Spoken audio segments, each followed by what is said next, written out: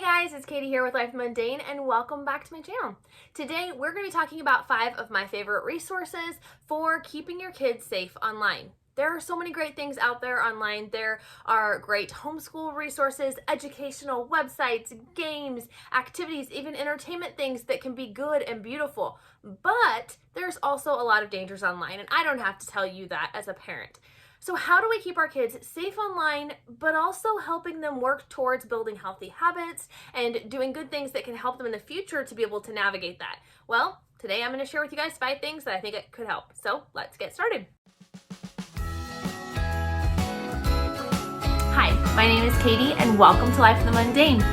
I am a second generation homeschool mom of 6 beautiful kiddos, and on this channel we talk all things resources. I love to share with you resources that are going to help you in your homeschooling and help encourage you in your biblical parenting and how you can utilize those to their fullest potential so that you can make the most of the little moments. The first thing on our list is something I've talked about here before, and I will link a video up in the iCards and down in the description below that shares a more in-depth flip through and more details and information, but it is the Good Pictures, Bad Pictures series. There are 2 books in this series. This is the one for younger kids. With this, it's just going to be a picture book that your child is going to get to go through, that you're going to read to them, that's just going to introduce the concept of good pictures and how they're bad pictures and what to do if you were to ever come across a bad picture. I love the fact that they have a very clear action plan that you can teach your kids that they can implement very young. We can still go ahead and prepare them at a very young age, and I really love that. Then the older book, you will go through this with your child, and it has discussion questions that you can ask with them. It has more like chapters that you can go through discussing a whole variation of topics of protecting yourself online. So I love the fact that it involves helping you start those conversations with your kids. It's not really one unlike this one where you could sit down and start to finish in one day. I mean, you could, but it would be a very long day. And so I like the fact that it also establishes and helps you have that conversation multiple times with your kids, because these things are awkward and weird if we make them that way. But if it's just something we talk about being safe and making wise choices. This is just something that becomes part of the family culture instead of this awkward talk. Okay, so that is our first resource. Our second resource is one that is a bit homemade, so to speak, and it's not actually something you can go out and just purchase. It is something you can create in your home, and that is having a designated charging spot or designated drop-off zone for your devices at night. So for our family, that is in my husband and I's bedroom, and we have a little station there that I have created by buying random things like paper organizers, like file organizers from Walmart. I got them on clearance for like $2 or $3, but just check your local thrift store or build something or utilize what you already have. But I found these dividers where I could have our devices lined up. I found these cord boxes on Amazon. I will link those down below, that you can put power strips in and you can have all your devices plugged into, and it keeps them all from being a tangled mess. And then with that, I also found little strips that have like a sticky tack on the back that you can put, and we attach those to the cover just so that once the kids unplugged the cord, they could pop it into that little strip so it wouldn't fall down behind the bookshelf. That's just some general guidelines if you're wanting to make something similar. But really, it doesn't matter what it looks like. The concept here is really what we're going for. And it's the idea of having your children check in their devices at the end of the day. I have my kids do this every night before they go to bed. It works out well because we don't allow charging cords to go all over the house. Now, we do have some backups in case we need them, but that's only for us to know. But this is where my kids will charge their devices, or this is where they do charge their devices every night. And if they don't charge their devices, then it's dead the next day. And that's just a big bummer, because then they're just going to have to wait for it to charge again, and they can't just take it with them. They don't have any devices that are actually their own. I should clarify that as well. These are family devices. These are our computers, our tablets that we have bought, but they utilize them for school, and they each have their own device that they use for school, so they call it their device. So all that to say, they check in their devices at night. This provides a level of accountability. It helps to just make sure that, like, we know that these devices, anybody, mom and dad, can check out at any particular time. And then also with that, it gives that accountability of not having that temptation of having an internet linked device in their bedroom, behind closed doors, in the evening, and those kinds of things. We do try to keep devices in public spaces for the most part. That is the general rule. Every once in a while there'll be an exception, but in general we try to keep it in family spaces only. So that is just a resource, that something you can do homemade and can make life so much easier and just provide that level of accountability. The third thing is, I was going to say it, is Gabb Devices. I have really loved these, and I know I've talked about them incessantly. They're not paying me to talk about them. I love it so much. I just have to share it with you guys. They look like smartphones, but they only have the ability to call and to text. They have no internet access whatsoever. They do have a few apps you can't download anymore because there's no internet link, where you can put on audiobooks on here if you wanted your kids to be able to listen to audiobooks.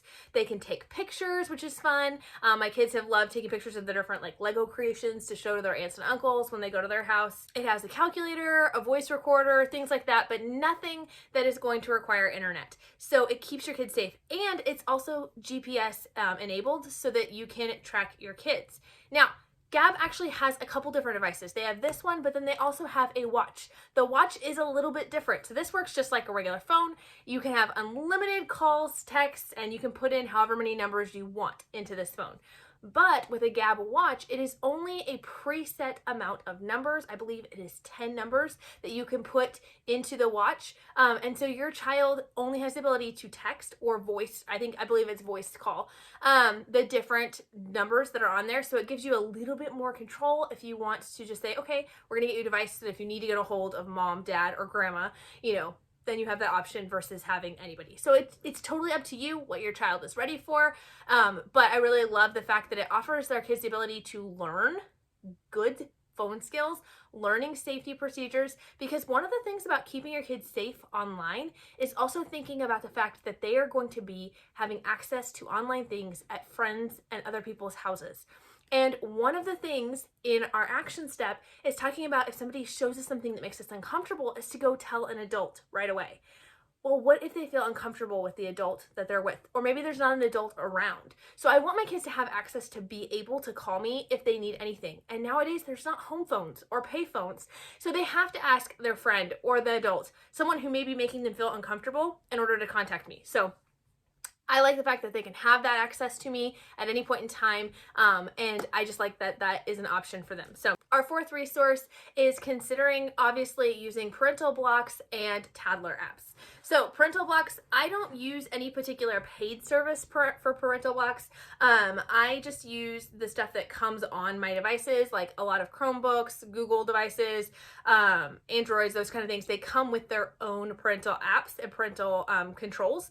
I put those on, so I will block any site that they deem is not safe. My kids use Kittle to search online, which is the kids version of Google. It's not foolproof. None of these things are foolproof. If your child wants to seek something out, they'll be able to seek something out, okay? They'll be able to find the back way to do it, or to use a kid's phone or a friend's phone. But the idea here is we want to protect them from accidentally coming across those things. We want to have the discussions about why those things could be dangerous to their minds and their bodies and their souls. And then we want to teach them, if they do come across them, what to do with that, okay? If they're seeking it out, that's a whole different heart issue, which is a whole different video. Okay, so all of that to say, with these devices, I just use what comes on the app, and then I use a Tattler app. So a Tattler app just simply tells you or tracks what people are doing on that device, and then will notify whoever is the person in charge of the account, whoever's been designated, if there's anything that seems suspicious. There are two different ones that I like, and that is Accountable to You, which is the one that we utilize, and then there's Covenant Eyes. I actually like Accountable to You for multiple reasons. It's a little bit easier to use. You don't have to use their separate browser, like you can use your own browser. It tracks a little bit better, but it has a lot of glitches with Apple products.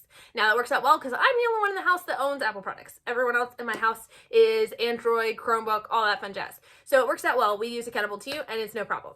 But for those who have Mac devices, I recommend Covenant Eyes for you because it just works better with those devices. Every day I get an email from Accountable to You that shows me all of my kids' devices. It tells me how many things were searched online, and it gives me just a green check mark for the day if there is nothing to worry about.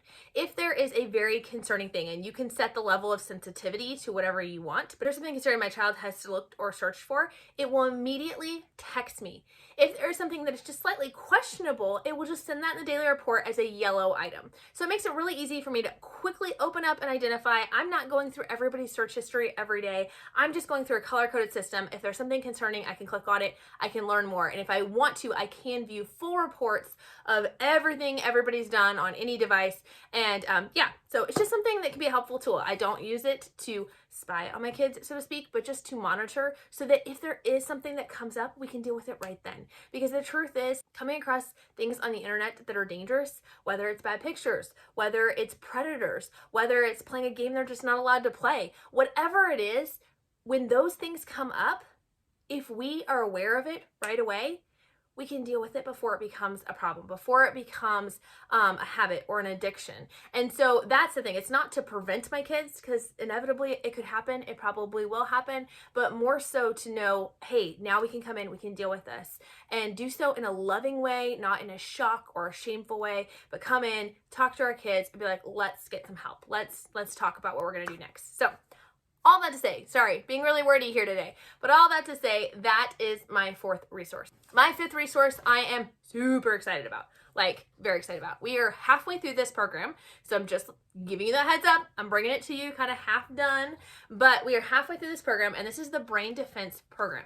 It is actually designed by the same people who write the Good Pictures, Bad Pictures books, but it is a video course for your kids, and I am doing it with my 4 older kids. It is amazing. Like, I'm absolutely loving it.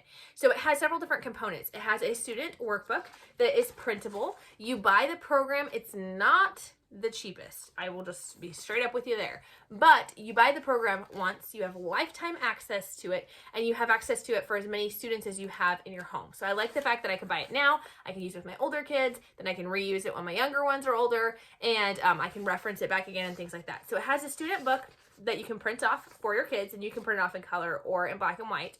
It has video-based instructions.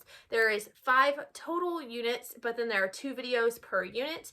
But then it also has a teacher's guide that has, and it'll point blank tell you, say this, ask the kids this, wait for this, read this part. So it's very nice. It's very user-friendly, no prep needed. Open and go program that you can utilize with your kids, and then it also has a family activity guide where you can do additional discussions or activities to help your family. The idea here, though, is it is to teach your kids online safety things as well as tools to help them. So what I really appreciate about this book is it's helped my kids have ownership over their screen time habits. So in the past, we've come in and said, only 30 minutes of screen time a day, or only an hour of screen time a day. Well, this explains why screen time is so important. Not just that you should have under 2 hours of screen time a day, but why and how that affects the brain. It talks about how we need so many hours of sleep, and if we have screens 30 minutes before we go to sleep, we're not going to get as good a quality of sleep. And so my kids are starting to have ownership of this, and they're starting to go like, oh, you know what?